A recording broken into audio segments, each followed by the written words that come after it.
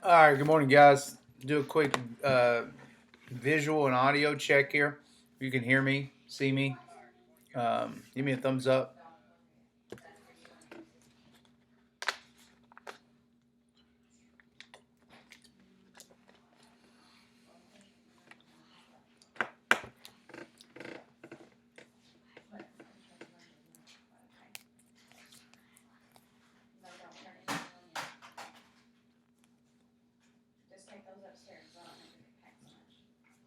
All right, cool.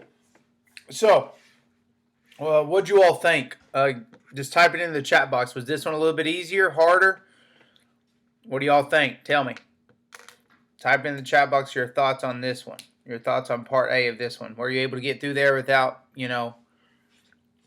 really like just struggling, or what do y'all think?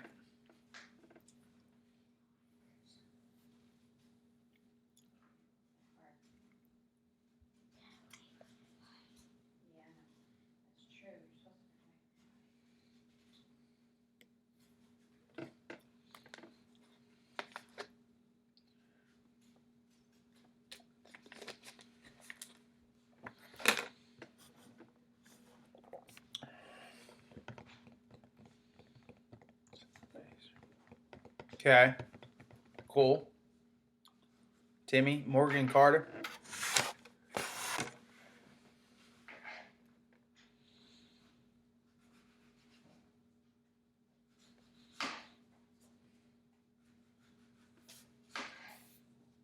And then did you paint?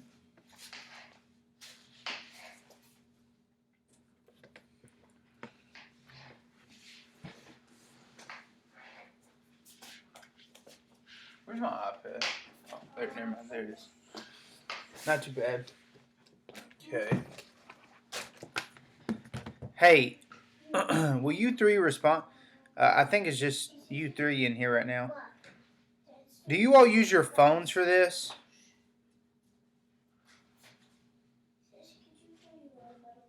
Do you all use your phones to watch this, or could I do a FaceTime with you just so we can see each other?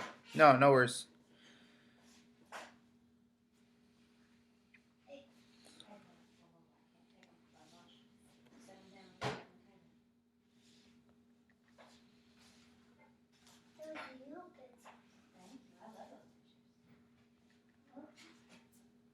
All right.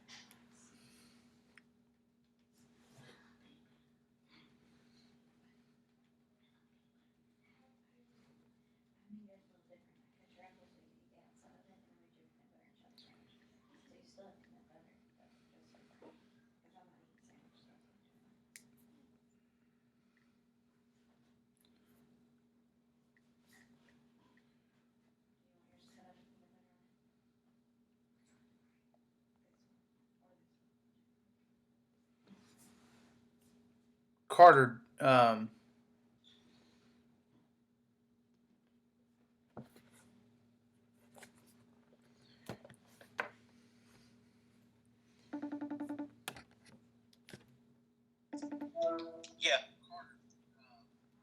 Oh, now it's coming through. Oh, here, let me.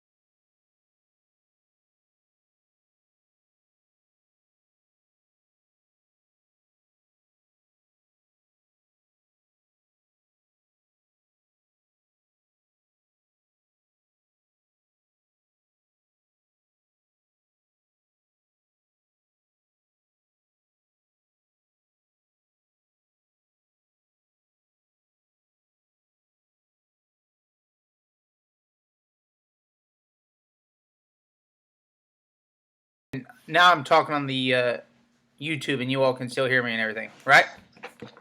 All right, cool. But then the people who watch later can do it as well. All right, so my son is wanting to wave to you guys. Say hey. All right. All right, so cool. So this one was about the same for you guys. What do y'all think? Yeah, it was recent. Okay, yeah. It was recent, so we can say that. So that kind of helped a little bit, all right?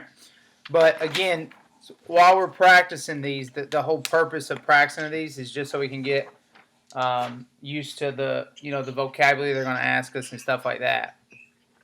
So, let me try to adjust this camera a little bit. All right, so looking right here, it says let f be a function defined on the closed interval -2 to 6, from -2 to 6. The graph of f consisting of 5 line segments shown to the right. Then it says, this is a very important part right here. Let g of x equal the definite integral from -1 to x, f of t dt. Your first step is to find g of 2 and g prime of 2. So g of 2, so step A. So my very first step is to simply find g of 2. So g of 2, since g of x is equal to this, then we're putting g of 2 at the top, at the upper limit. So g of 2 is equal to the definite integral from -1 to 2, f of t dt.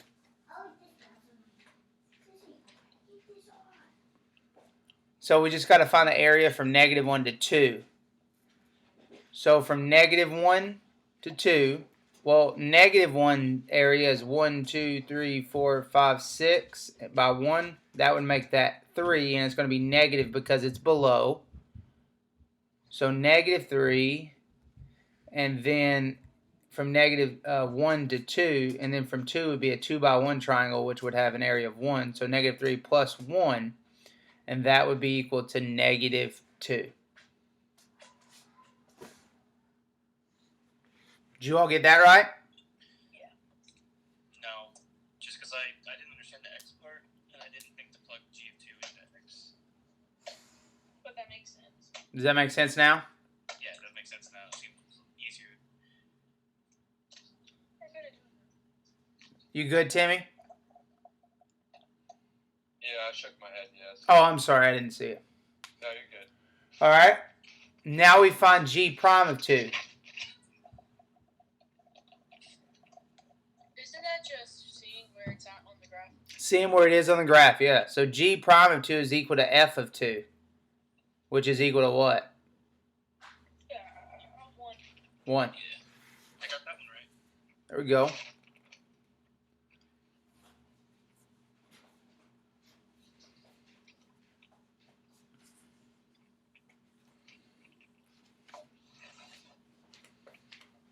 Okay. Everybody cool on A? Yeah. Cool. All right, then jump into B. So B is B is find the average rate of change of G on the interval from 0 to 6. Okay. So we didn't go over one like this when we were going through the notes, but this is just where it's going to have to kind of build up. All right. So we know that rate of change is change in y over change in x. So we basically just need to set up that here, okay? Knowing that from 0 to 6, 6 would be my 6 would be the bigger number, 0 would be the smaller number. So, and it's asking it what's the average rate of change of g, okay? So we're still dealing with this g right here, still dealing with this g of x right here. So it's saying what's the average rate of change of this based on the interval from 0 to 6. So this is how you'd set this one up. This one was a little bit, in my opinion, this one would be a little bit tougher. All right? I had to look at the answer for this one. Okay. Then once you saw the answer, did it help a little bit? Yeah, I was like, oh, that's just how you do it. It's simple once you know what to do. Yeah. So you simply just say g of 6 minus g of 0 all over 6 minus 0. And think about this, guys. This is change in y right here, right? G is how it's changing. Okay? And then change in y, we're changing x. And then our x is just from 0 to 6. So 6 minus 0. Now, g of 6 has the definite integral. So you're going to put 6 just like we did. So just like we found g of 2, we're going to find that right there as well. So we're going to say the definite integral from negative 1 to 6 f of t dt minus, and we say minus here, and then g of 0, which would be the definite integral from negative 1 to 0 f of t d of t. All over 6. I was trying to, this is what the answer solution gives. I was trying to think of another way that you could kind of operate it, and one of you guys may see it a little bit differently than I do, so, of how you could get to that. So why do you have to do it as the accumulation and not just y? That makes sense? Right, so why do you have to use this and this? Yeah. Okay, so, and the reason you have to use both of them is because it's asking from 0 to 6. Yeah. And not just from negative 1 to 6. Oh, okay. Because when you put 6 into the x of g, then it's going from negative 1 to 6. So then you have to find g of 0 to take that off of that. That makes sense. Yeah, that makes sense. I had a question about the AP test in general. So I was reading online. Yeah. It was talking about how like our teachers will be able to see like our answers and stuff. So does that mean once we submit it, it goes to you and you have to verify our work? Not to verify your work, just to make sure that you don't have Carter's handwriting or everybody's handwriting doesn't look like Colton's. Oh, okay. Yeah. That's what I took from that, Timmy. It was just kind of more on. That's what I kind of, because what'd you do? Watch that video? Yeah, because I'm like, if you can verify our work, then you could like send it back and tell us what we did wrong. Right. No, I think it's just more to kind of help cheating, just so if all of them like look the same, or if you had just had this pretty handwriting that I hadn't seen all year long, like just come up out of the blue, then I could be like, well, that doesn't look like what he's done all year. So. Yeah, Tim's handwriting is ugly, so. It is kind of ugly. Hold up, but it's ugly. All right. So then from there, we just calculate this right here. The distance from the area from negative 1 to 6. The distance from negative 1 to 0 is 0. From 0 all the way down to 4 would be 4, right? A 4 by 2. 4 by 2 would be 4. This is a 2 by 1, so that's 1, and this is 0.5.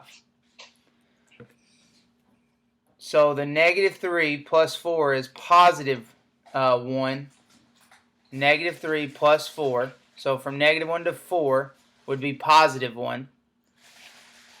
And then plus another one would be 2. And then minus that half would be 1.5. So this one right here has an area of 1.5. So 1.5.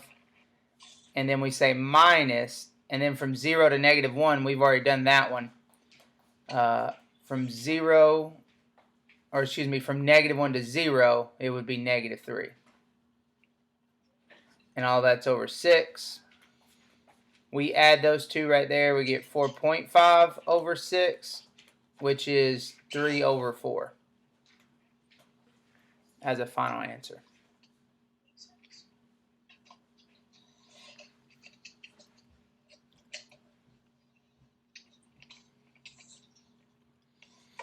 I think the main part in that, guys, is this right here. The rate of change of G. So you do the G's. The G's would almost be like your Y's because that's what's changing in the graph. And then your X's would just be the 6 and the 0. 6 minus G of 6 minus G of 0. All over 6 minus 0. So just in case you were to kind of see something like that. All right. Makes sense. Everybody good on B? Timmy, Carter? Yes, sir. All right, cool. Let's go to C. I have a question.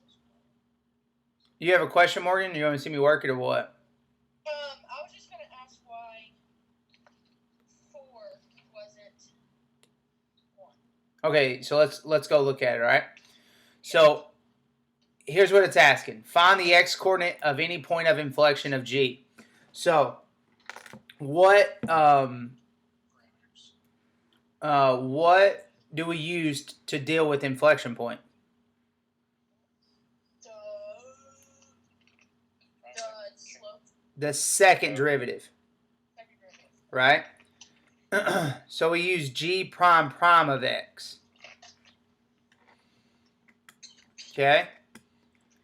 And G prime prime of x is equal to what?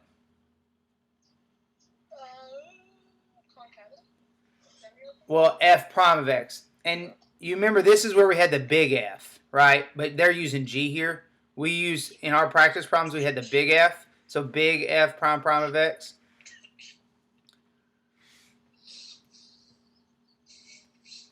And that's just like this. Remember this right here? Yeah. G prime is F. So G prime prime would be F prime. Oh, yeah. Taking a step up on that. So in order for you to determine concavity, like you all discussed, and to determine inflection points, you got to look at the slope of F. All right? Yeah. So then the question is here, what I would do is I would create a chart. Would a chart be part of our justification, or do we have to interpret that chart? Yeah. Remember, sign charts won't work for justification. But it sure does help, though. Okay? So we're going from where? -2. It said based on -2 to 2. So that may be where your 4 is coming in. That won't work. Oh, I was looking at The whole chart? for it. That's why. Okay, yeah. So -2. From -2 to 2, it's saying what's the slope doing? Okay? Well, from -2 to -1, up here on our graph, from -2 to 1, the slope is going down. So it's negative.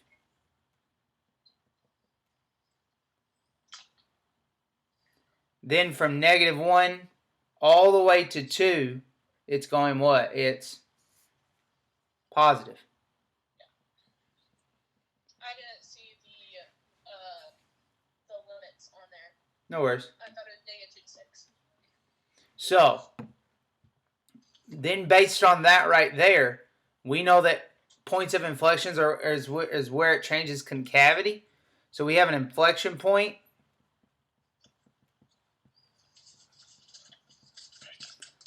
at x equals 1. Excuse me, -1.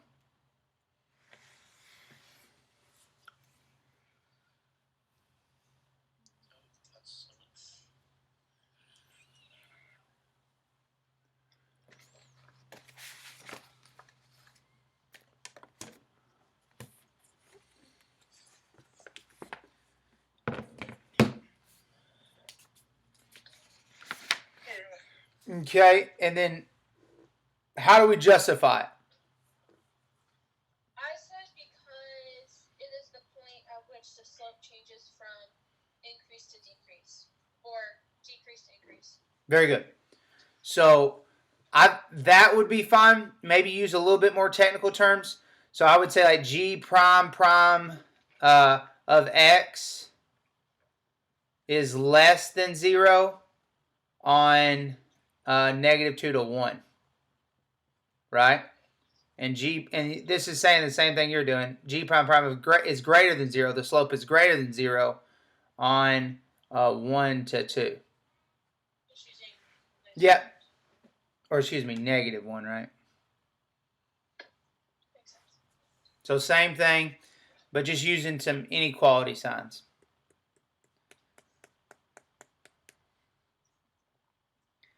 How we feel about that? You good, Carter? That was probably the easiest one on here. Yeah, that was. Did you both get that right, Timmy and Carter? Cool. I did have the justification, like technical terms, but I had like the idea. Yeah, I had it was negative 1. for sure. All right, looking at D then. So with that one, it would be like 1 point for finding the inflection point and 1 point for the justification. Yeah. There you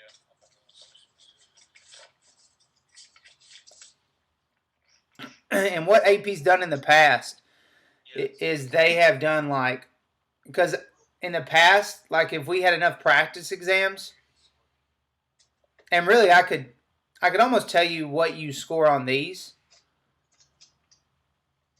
Or you can go back and see what you score on this, but you used to be able to. I haven't seen like a formula yet, but like in the past, what you'd be able to do is like add up how many points you got for each one, put it into this thing, and it would calculate your score, what you would get. So, but now with there only being 2 questions, who knows what that looks like. So, I mean, it has to be something similar, but. Do they have a demo up for calc? May 4th. Okay, I took a psych demo and it was pretty simple, but I'm not sure if I have it up for. Did it actually have psych on there? Yes, yeah. Oh, and May 4th was yesterday, so yeah. Yeah. There's a demo up. Yeah, all the demos came up on May 4th, so. Yeah, I'll probably take that this week just so I know what I'm up to. I'll send a message out to you. I'll send a text out to the group probably on Thursday saying, hey, make sure you take it, you know, so. And I'll give you the link to it or whatever. I didn't know that it actually had content on there. The way they described it, it didn't sound like it had content, but you're saying it did? Oh, that's not what I meant. Yeah, it didn't have any content on there. It was just put your name and your ID and then write a random paragraph. Once you do it once, I think you're good. The math may be where you're submitting it. And that's something else that we probably should talk about. If it was me, guys, what I would be looking at, I would be seriously looking at, I would encourage you guys to write stuff down. Because I feel like with that writing, like honestly, they give you the 25 minutes, but they also give you the 5 minutes to submit it. And you don't need 5 minutes to submit it. You can take 2 or 3 of those to check your stuff still. Right. That's what I think too. So I think it'd be best, and then you don't have to worry about the keyboard. Just write legible on, and it said you can use line paper or computer paper, either one. So I don't know. I'm going to encourage you. I don't know how you all feel. Again, I figured we'd talk about this on Monday night, or even Monday night or Saturday, whenever. But I was going to tell you, I think it'd be best if you write on paper. So. Yeah, I'll take a picture of it and then email it to my computer and then save it and then upload it. Gotcha. I did that for my chem test today and it took 30 seconds. Okay. Cool. Sorry to do this, kind of off topic, but one of my senior adoptees just sent me a gift, and it's literally embroidered toilet paper. Who sent it to you? One of the guys is Oh my god. That's actually pretty awesome. Embroidered toilet paper. Embroidered, whatever. It's kind of sick. All right. So then let's go to D.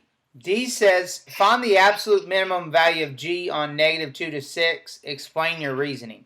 Okay? So, what do you need to know about G in order to find an absolute minimum? You need to know that what? You need to know the zeros. Yeah, very good. Where the what is 0, Morgan? When x is 0, when it crosses the x-axis. Okay, yeah, where it crosses the x-axis. All right, very good. And the fact that the g prime of x is equal to f of x, right?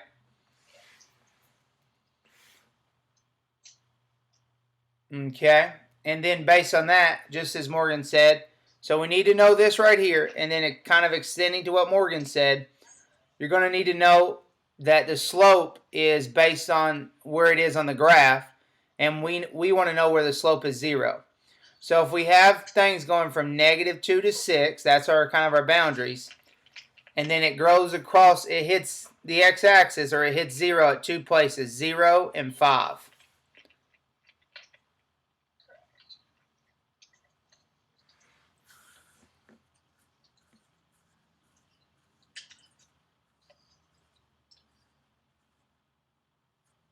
Okay.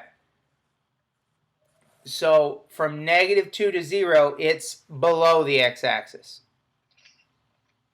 From 0 to 5, it's above the x-axis. From 5 to 6, it's below the x-axis. You good, Carter? Yeah, we're good.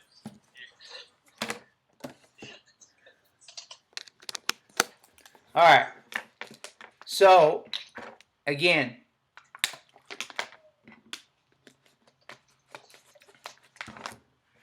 I think one of the biggest parts that you all need to deal with here, okay, is knowing these two things right here.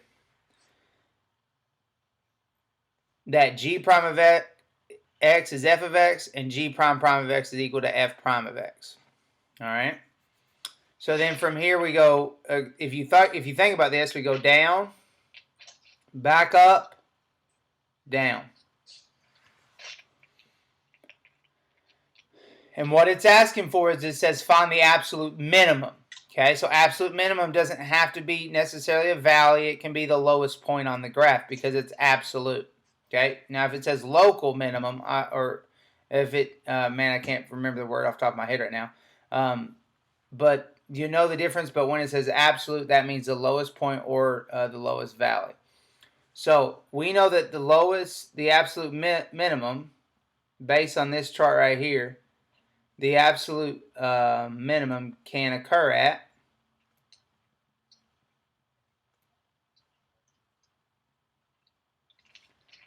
x equals 0 or x equals 6. Okay?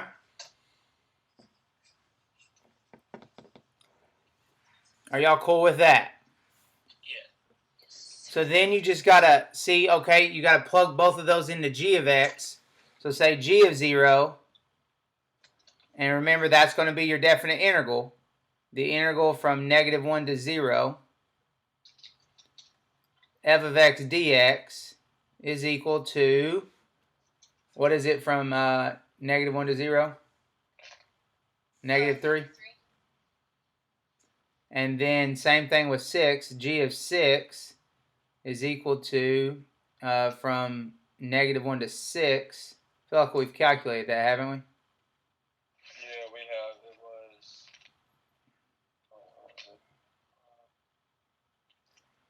Was it 1.5? Yeah, 1.5. Okay? So, therefore, since this is -3, that's 1.5, we know the absolute minimum occurs at the x equals 0. So, I would say the absolute minimum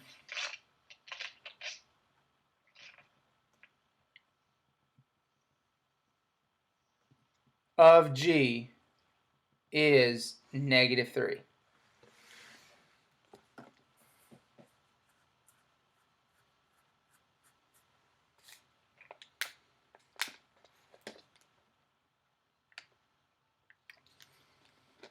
Mr. iPod, do you go to grad parties? I actually did not last year. I was out of town for most of them. Tim, did you move yours? Yeah. When was yours supposed to be, Timmy? 31st, and we're moving it sometime in June. When is the Mine was supposed to be 31st, but I moved it 2 weeks later. when's the graduation date? I forget. 22nd? 29th. 29th. May 29th? It was supposed to be the 29th, but now we're doing they're having each of us schedule a time slot for our families to go into the worship center, walk across the stage, turn our tassel, grab our diploma, and walk out. Are they still that's a fact? Yeah. Like they're not looking at the football field thing? No. No. They're doing all of the speeches and everything like that online. They're going to post it, and then each of us, we get a 5-minute time slot for our immediate family to be in the auditorium, worship center, whatever. walk across, and then leave. But didn't DeWan say something about the football field? Yeah, so we But then talked to- ODE shut it down. Oh, okay. Gotcha. I haven't heard anything past that. I mean, I've heard the plan that you all are talking about, but I figured you all would probably know better than myself, and I assumed correctly. Did they tell all y'all about the football field thing? The teachers? Yeah. Well, no, they were just like, they just said, and DeWan just said there's a possibility of an outdoor graduation. So, I think that'd be more fun. and when I heard it, I'm just like, yes, like that can work. But like when I heard them, like when they were talking about it, they didn't seem too positive about it because they're like, well, I don't know how that's going to happen, the weather and all this and all that. And I'm thinking, like outdoor graduations happen all the time, So I don't know. If it was me, of course, I don't know about the whole ODE part. We have a meeting today at 3:45 as teachers, so I'm sure that's what we're here about then. So I didn't hear about the whole ODE part, but I don't know. The high school that I fed into, it had 1,200 students, and so it's small. It's even smaller in Grove City. I don't know how Grove City does their graduation. But you just had a limited amount of tickets, So that's what I was thinking, like, if there is 70 of you, if there's 60 or there's 68 seniors, why not? I know this would be hard, but limit each family up to 4 people, and then just have assigned seats in the bleachers or on the field with you guys. Kurt and I were looking at each other because we sent in a proposal that had all that detailed out, and they loved it. It was just ODE and the health department said no. Oh, okay. Gotcha. But then on July 10th, they've scheduled like a celebration for us where we'll all wear our caps and gowns and do whatever they want to do. But how many people are going to show up to that? whoever's on vacation. Right. No, I mean it's hard, but yeah, man. When I heard football field, my eyes. I mean, I lit up. I'm thinking, oh yeah, this can be the saving grace. But like those people that don't have like 4 people in their family, like for instance, if it's my son graduating, well, I guess we could get grandparents and stuff, but no reason to be needy. We can record it, and then give the one other ticket to like someone that has like 10 kids, Yeah. So I don't know. That's just the kind of I don't know. That does stink. I don't know how ODE has approval and the health department has approval over the governor. That's what's kind of weird to me. Did you all hear this from ODE, or is that what they told you, Timmy? What? Did you all get this from ODE, or is that what you were told? That's what the school was told. Oh, got you.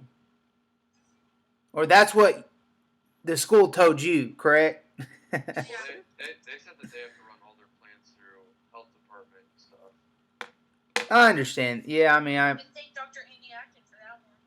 I don't know. I didn't see too much enthusiasm behind the whole football field. When they told us about the football field, they're like, DeWan said something about the football, that we could do an outdoor graduation. I don't know. I mean, I'm over it. I'm way over it. I'm liable to spill my real truth about it, all of this now. So I've been political up to this point, but this is just plumb stupid now. So we need to have another class Zoom call. Oh my gosh, yes. I have so many thoughts. yeah, it's. Do you know that Amy Atkin actually has no experience in immunology? She's a gynecologist and then has her master's in public health. I don't have any experience either, but I can tell you right now, I'd love to spit my opinion about it. Like, she's qualified for the job, but she's not qualified for this scenario. Yeah. Once you're a doctor, you know everything, though, Morgan. Don't you know that? That's why Kurt's going to be a doctor. They know everything. They do the holistic. They know the whole body. For sure. All right. But yeah, maybe we can. I don't know. I'm dude. This is. It's gotten to the point where it's dumb now. For coup d'etat for DeWine and take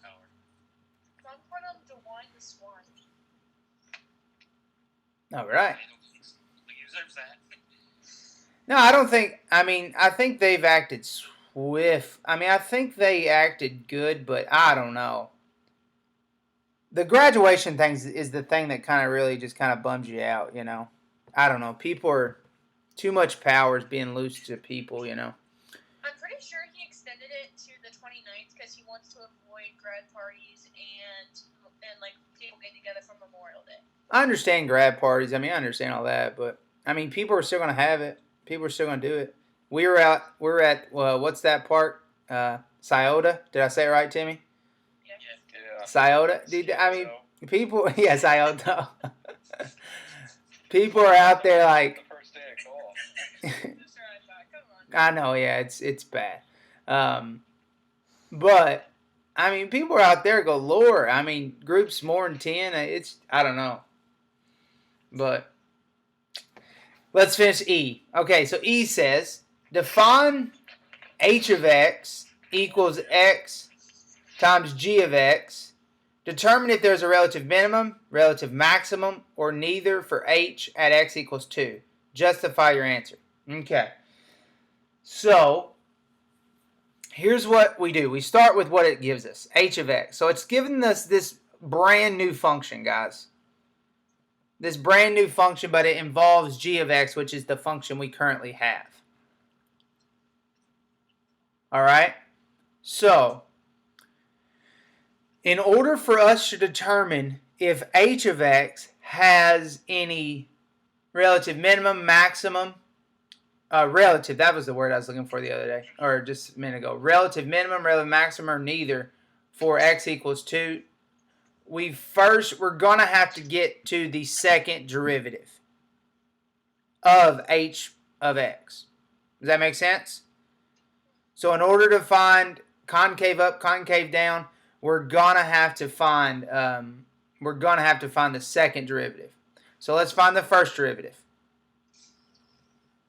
H prime of x. So looking at h prime of x, what do we use here? What derivative rule do we use? Product. X, and then g prime of x plus g of x times 1 is just g of x. Okay? Now, it's asking specifically about 2. So, technically, if I put 2 in here, okay, if I put 2 in here, then it should be able to tell me if it's a critical point or not. All right? And a critical point would be with a slope of 0. So h prime of 2 is equal to 2g prime of 2 plus g of 2.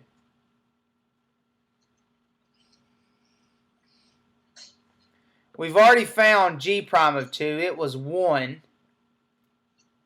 And g of 2 is negative 2.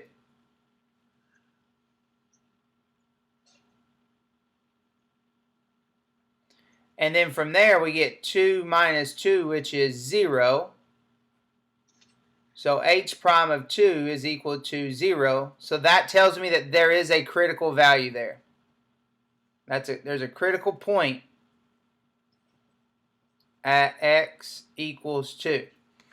And again, so that we're determining here that the slope of 2 is 0. So that means that it's either a maximum or a minimum. Does that make sense? So from there, all right, go ahead, Morgan. Sorry. Why is g of x equal to g of 2 equal to negative 2? Oh, right up here. Yeah, you're cool. All right.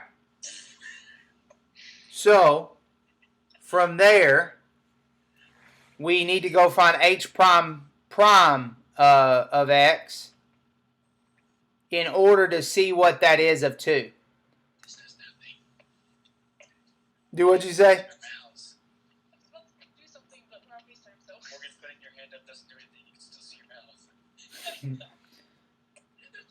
All right, so h prime of x. So we need to do the product rule here. So the first times the derivative of the second would be g prime of x plus so x times g prime of x plus g prime of x times x, which times the derivative of x, which is 1, plus, and then the derivative of g of x is g prime of x. That was kind of sloppy. I don't know if you all are following that.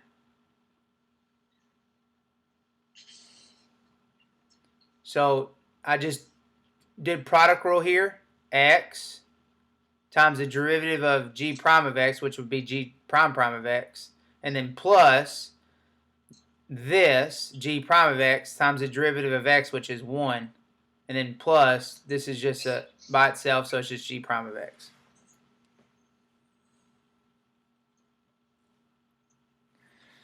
So then we say h prime of 2 is equal to 2 times g prime of 2 plus g prime of 2 plus g prime of 2.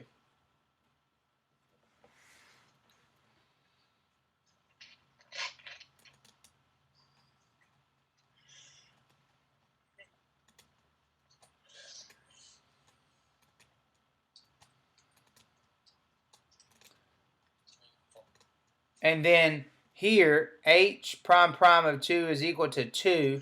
What's the slope of 2 on the graph? Is what we need to know. What's the slope of 2 on the graph?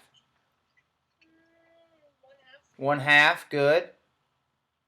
Right, because remember, g prime is slope. And then plus 1 plus 1. So that equals what? 3.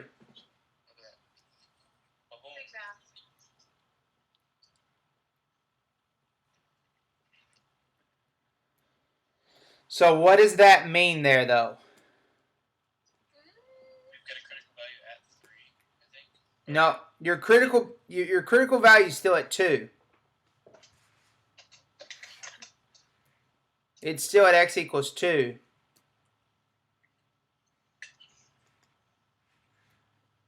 But go ahead, Timmy. Is that telling us it's a maximum? No, think about this.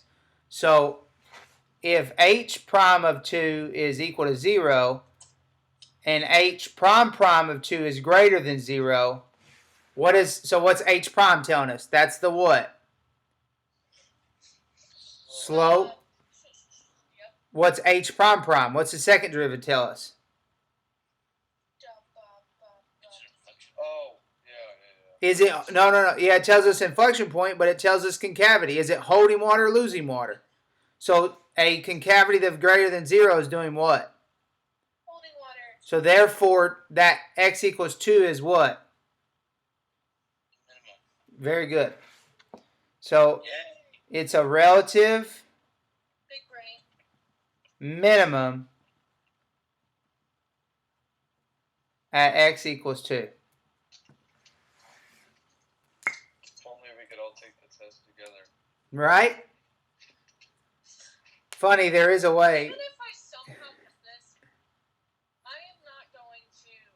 I still need to take my calc classes at Hillsdale though, because if they just throw me into Calc 2, I do not know how I would do. I really don't think that's a bad idea.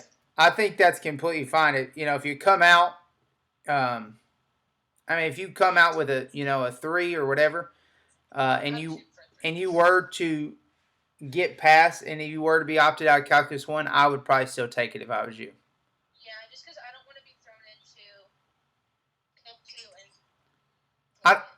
I don't know how big is Hillsdale. Like a couple thousand students, not too big. So I wouldn't be surprised if your Calculus 1 teacher is your Calculus 2 teacher, And what I've always said, now I know Carter and Timmy going to OSU, your Calculus 1 and Calculus 2 teacher are probably don't even know each other. They speak English. Yeah. Oh, well, we have experience with that, so it's fine.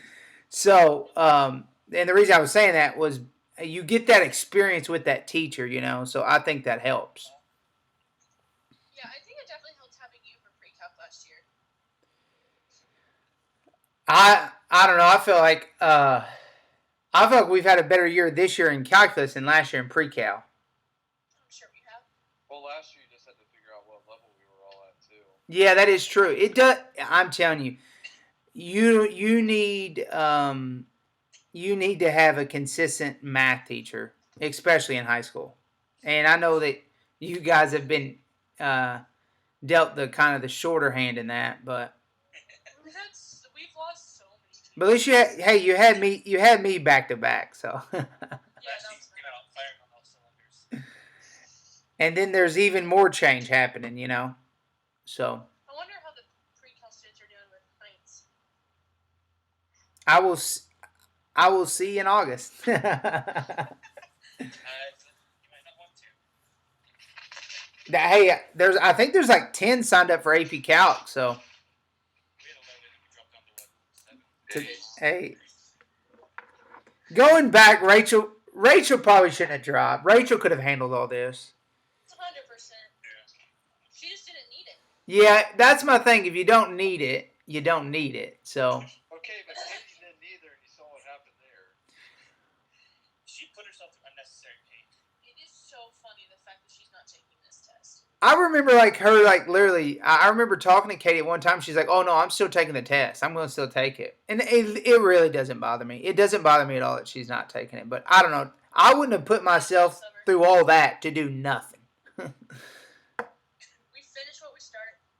Yeah. So. See, the way I see this, it's like a second opportunity. Because if I don't do well on the OSU math placement, if I do well on calc, then like it doesn't matter. Yeah. Kurt, when are you taking that? Great question. We can take our placement test right now if we want to.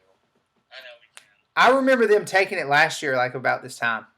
I would do it pretty soon, or else you guys are gonna forget everything. Yeah. Like maybe a couple days after the AP exam. Hey, I'm going to stop streaming this on YouTube.